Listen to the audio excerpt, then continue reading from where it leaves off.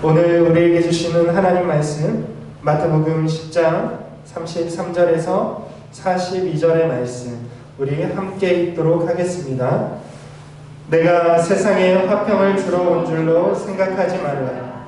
화평이 아니요 검을 주러 왔노라. 내가 온 것은 사람이 그 아버지와 딸이 어머니와 며느리가 시어머니와 불화하게 하려 함이니 사람의 원수가 자기 집안 식구리라. 아버지나 어머니를 나보다 더 사랑하는 자는 내게 합당하지 아니하고 아들이나 딸을 나보다 더 사랑하는 자도 내게 합당하지 아니하며 또 자기 십자가를 지고 나를 따르지 않는 자도 내게 합당하지 아니하니라. 자기 목숨을 얻는 자는 잃을 것이요 나를 위하여 자기 목숨을 잃는 자는 얻으리라. 너희를 영접하는 자는 나를 영접하는 것이요 나를 영접하는 자는 나를 보내신 이를 영접하는 것이니라. 선지자의 이름으로 선지자를 영접하는 자는 선지자의 상을 받을 것이요 의인의 이름으로 의인을 영접하는 자는 의인의 상을 받을 것이요 또 누구든지 제자의 이름으로 이 작은 자 중 하나에게 냉수 한 그릇이라도 주는 자는 내가 진실로 너희에게 이르노니 그 사람이 결단코 상을 잃지 아니하리라 하시니라. 아멘. 오늘 말씀은 세상에는 없는 평화라는 제목으로 말씀을 나누기를 원합니다. 이제 곧 성탄절이 돌아오게 되어 있습니다. 이번 성탄절에 우리가 함께 모여서 예배를 할 수 있을지 너무 불확실한 상황 가운데 있습니다. 그러나 우리의 마음만은 성탄의 기쁨으로 충만해지시기를 바랍니다. 여러분, 2000년 전에 예수님께서 탄생하셨을 때에 하늘이 열리고 천군 천사들이 노래했습니다. 그들의 노래의 가사는 이랬습니다.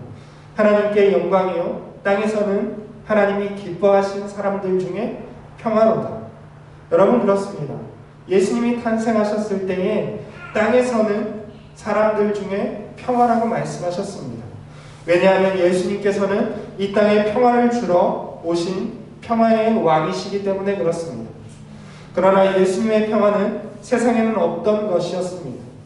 예수께서 이 땅에 주시려는 평화가 무엇인지, 어째서 이 땅에는 예수께서 주시기 전까지는 그런 평화가 없었는지에 대해서 함께 살펴보도록 하겠습니다. 여러분, 예수님은 역설적이게도 평화의 왕이셨지만 평화의 시대에 태어나셨습니다. 여러분, 평화의 시대라면 평화의 왕이 필요하지 않습니다.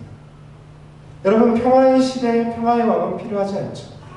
평화의 왕이 필요한 것은 평화롭지 못하기 때문에 필요한 것입니다. 그런데 예수님은 평화의 시대에 태어나셨습니다.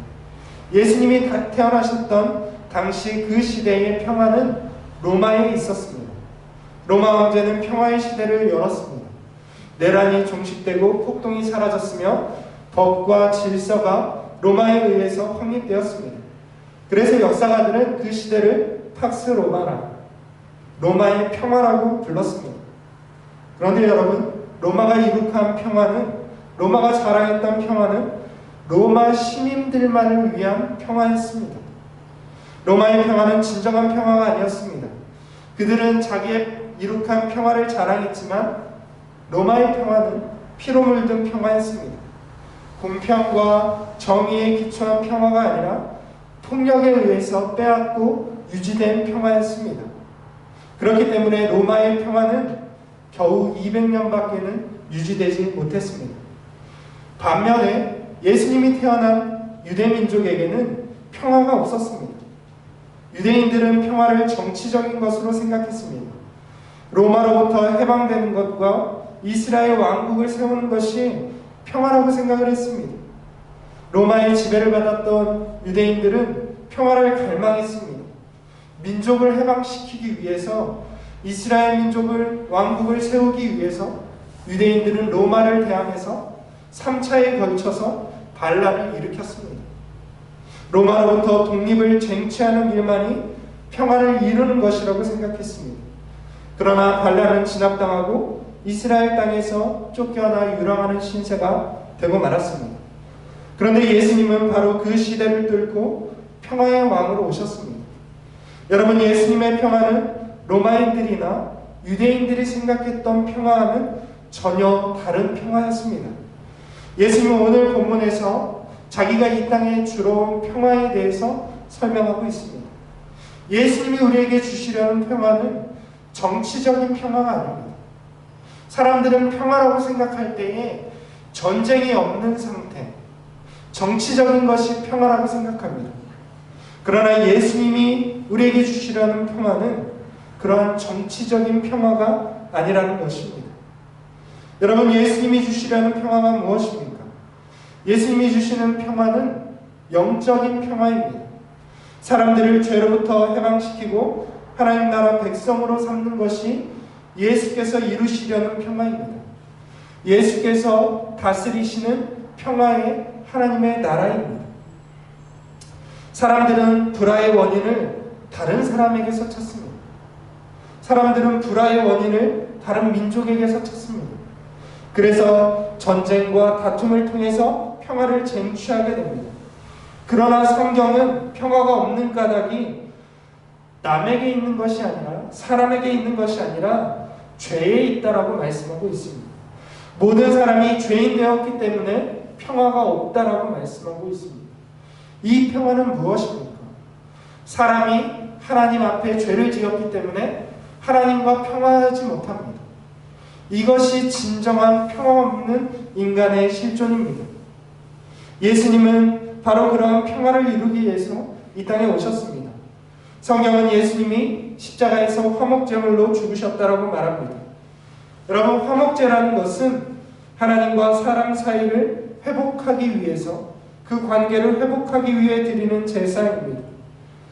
로마는 타인의 피를 흘려서 평화를 이룩했지만 예수님은 자기 자신의 피를 흘려 화목제물로 하나님 앞에 드리심으로써 사람과 하나님 사이에 영원한 평화를 이루신 것입니다. 그런데 역설적이게도 예수님의 평화는 사람들 사이에 불화를 일으킵니다. 오늘 말씀에 보면 예수님이 매우 특이한 말씀을 하고 있습니다. 예수님이 하신 말씀이라고는 도무지 우리가 믿을 수 없는 말씀을 하고 있습니다. 예수께서 이 땅에 불화를 일으키러 오셨다라고 말씀하기 때문에 그렇습니다. 여러분, 예수님은 무엇을 말씀하고 있습니까? 오늘 34절 말씀을 보면 예수님은 화평이 아니라 세상에 검을 주러 오셨다라고 말씀합니다. 여러분, 검은 무엇입니까? 칼이라는 것이 무엇입니까? 여러분, 칼은 물건을 자르는 도구입니다. 칼은 물건을 나누는 도구입니다. 예수님은 세상과 하나님 나라를 분리하기 위해서 검을 주러 오셨다라고 말씀합니다. 여러분, 복음이 무엇입니까? 복음은 자르는 검입니다. 무엇을 자릅니까? 세상과 하나님의 나라를 자르는 검이 복음이라는 사실입니다. 오늘 말씀에 보면 이 복음의 검은 혈안으로 맺어진 가정의 식구들조차 갈라놓게 된다고 말씀합니다. 아버지와 아들이, 딸과 어머니가, 며느리와 시어머니가 나뉘게 되는 것입니다. 복음 때문에 나뉘게 되는 것이죠. 그리고 그 결과 원수들이 자기 집 식구들이 되는 것입니다. 여러분, 이 말씀이 무엇입니까? 복음이 세상과 하나님의 나라를 가르는 검이 되기 때문에 가족 간에도 복음을 받아들이는 사람과 거부하는 사람 사이에 갈라짐과 분열이 생긴다라는 것입니다. 여러분, 이 말씀은 믿는 신자가 믿지 않는 가족을 원수처럼 여기라는 말씀이 아닙니다. 여러분, 예수님 뭐라고 가르치십니까? 원수까지도 사랑하라고 말씀하신 분입니다. 여러분, 이 말씀은 우리 성도들이 믿지 않는 우리 가족들을 원수처럼 여기고 그들을 증오하라는 말씀이 아닙니다. 그것이 아니라 예수님이 이 땅에 가져오시는 하나님 나라의 복음이 세상과 하나님의 나라, 믿지 않는 사람과 하나님의 백성을 어떻게 구분하고 나누는지에 대해서 말씀하고 있는 것입니다. 여러분, 그렇습니다. 믿지 않는 가족은 복음을 받아들이고 영접한 신자를 원수처럼 여기게 되어 있습니다. 사이가 좋았던 가족 간에도 복음의 수용 여부에 따라서 그 가족의 사이가 완전히 갈라지고 분쟁이 생길 수 있다는 것입니다. 여러분, 그러면 어째서 복음은 가족 간에도 서로 원수되게 할까요? 여러분, 왜냐하면 복음은 완전한 충성을 요구하기 때문에 그렇습니다. 복음이 요구하는 충성심 때문에 복음을 받아들이는 사람과 거부하는 사람 사이에 완벽한 분리가 일어나고 분쟁이 생기고 다툼이 일어나는 것입니다. 여러분, 복음이 무엇을 요구합니까? 37절 말씀을 보면 예수님이 이렇게 말씀합니다. 부모와 자녀를 나보다 더 사랑하는 자는 내게 합당하지 않다라고 말씀합니다. 여러분, 예수님은 부모와 자녀에 대한 사랑보다 더 큰 사랑을 자신에게 바치기를 요구하고 있습니다. 여러분, 예수님은 언제든지 최고의 사랑과 완전한 충성심을 요구하고 있습니다. 이 말씀은 가족을 사랑하지 말라는 말씀이 아닙니다. 예수님은 가족을 사랑하는 것보다 나를 더 사랑하라고 말씀하는 것입니다. 가족에 대한 사랑과 충성심이 예수님에 대한 사랑과 충성심을 능가하지 못하게끔 하시는 것입니다. 여러분, 그렇습니다. 복음을 받아들이고 주를 그리스도로 영접한 사람에게는 이것이 너무나도 당연한 일입니다. 그렇지 않습니까? 복음을 받아들이고 하나님 백성 된 사람에게는 가장 사랑하는, 가장 충성을 바치는 존재가 예수님이 되는 것입니다. 이것은 너무나도 자연스러운 일입니다. 여러분, 예수님이 무엇을 말씀합니까? 가족뿐만 아니라 39절 말씀을 보면 자기 목숨보다도 더 예수님을 사랑하라고 말씀하고 있습니다. 여러분, 그렇습니다. 예수님에 대한 이러한 맹목적인 사랑은 세상이 이해할 수 없는 것입니다. 여러분, 믿지 않는 자, 복음을 거부하는 사람들은 이러한 예수님에 대한 충성심을 이해할 수 없는 것이죠. 어째서 가족보다도 예수님을 더 사랑하는가? 어째서 자기 목숨보다도 예수님을 더 사랑할 수 있는가? 믿지 않는 사람은 이해할 수 없는 것이죠. 그렇기 때문에 믿지 않는 사람과 믿는 사람 사이에는 가족이라 할지라도 분쟁과 분열이 일어날 수밖에 없다라는 것입니다. 여러분, 그렇습니다. 예수님에 대한 사랑은 세상이 이해할 수 없는 것입니다. 그러나 예수님과 복음에 대한 사랑은 우리를 하나님께로 인도하고 진정한 평화를 누리게 하는 것입니다. 여러분, 무엇입니까? 주님은 우리에게 하나님과 화평하기 위해서, 평화를 위해서 이 땅에 오셨습니다. 비록 그 복음의 결과로 인해서 복음을 받아들이지 않는 자들과는 우리가 불화할 수 있습니다. 분쟁할 수 있습니다.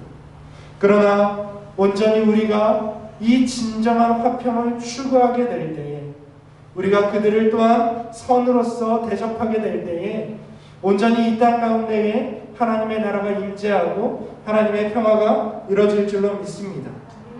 예수님은 예수님이 주시려는 그 평화가 복음을 영접함으로써 얻을 수 있다라고 말씀하고 있습니다. 여러분, 누구든지 예수의 제자를 영접하면 예수를 보내신 하나님을 영접하는 것입니다. 예수님은 이러한 복을 오늘 마지막 구절에서 말씀하고 있습니다. 제자들을 영접하는 자에게는 마땅한 보상을 약속하고 있습니다. 받아야 할 삭을 주시겠다라고 약속합니다. 여러분, 누구든지 하나님의 복음을 영접하는 자는 하나님이 주시는 복을 누릴 수가 있습니다. 하나님이 주시는 평화를 누릴 수 있다는 사실입니다. 여러분, 우리가 비록 복음 때문에 가족 간에 갈라지고 원수가 될지라도 그것은 우리의 잘못이 아닙니다. 우리가 복음 때문에 비록 세상 사람들과 갈라지게 된다 할지라도 그것은 우리의 잘못이 아닙니다. 그것은 복음이 가져오는 필연적인 결과입니다. 우리가 하나님 백성 되었을 때에 세상에 또 사단의 백성된 사람들과 불화할 수밖에 없는 것입니다. 우리가 아무리 그들을 사랑하고 복음으로 인도하려 할지라도 그들로부터 우리가 불화를 당하게 되는 것입니다. 그러나 우리는 진정한 평화를 얻은 사람들입니다. 여러분, 우리 속에는 예수 그리스도로 말미암은 하나님과의 진정한 평화가 넘치고 있습니다. 그렇기 때문에 우리는 세상에 평화를 전해줄 수 있는 것입니다. 여러분, 세상에는 진정한 평화가 없습니다. 여러분, 사람들이 생각하는 정치적인 평화는 결코 이루어질 수 없는 것입니다. 모든 사람이 죄인 되었기 때문에 결코 영원히 정치적인 평화는 이루어질 수 없는 것입니다. 여러분, 진정한 평화는 어떻게 오는 것입니까? 여러분, 진정한 평화는 하나님께로부터 오는 것입니다. 우리가 하나님 백성 되어서 하나님 나라를 살아갈 때에, 하나님을 더 사랑하며 살아갈 때에 우리 속에 진정한 평화가 이루어질 줄로 믿습니다. 여러분, 이미 우리에게 그 평화가 있는 줄로 믿습니다. 세상이 빼앗을 수 없는 평화가 우리 속에 있는 줄로 믿습니다. 여러분, 이미 우리는 평화를 이룬 사람들입니다. 이제 그 평화와 안식을 누군가에게 증거하는 제자들이 될 수 있기를 주님의 이름으로 축원을 드립니다.